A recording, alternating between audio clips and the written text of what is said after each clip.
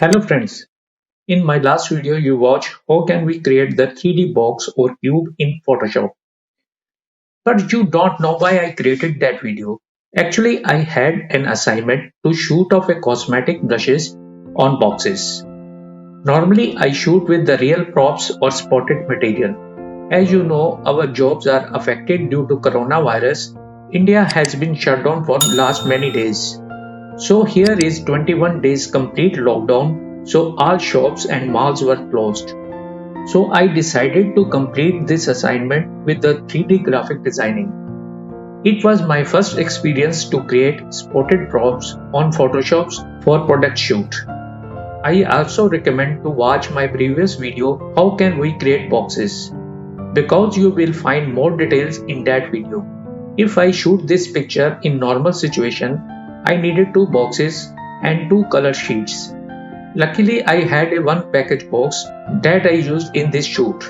So in this video, you will see how I used that box and created another 3D box in Photoshop. Let's watch. The main tools needed to create composite image in Photoshop. Transform tools, layers masking, 3D enabled Photoshop version.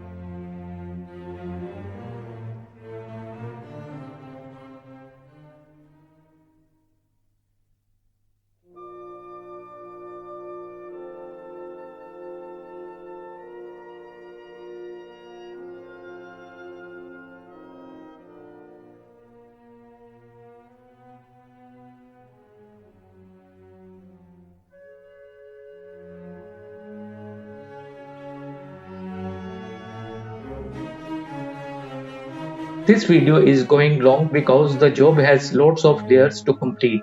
So that's all for the today. You will watch rest of the layers in second part. Till then, subscribe my channel and don't forget to click on the bell. Thanks for watching.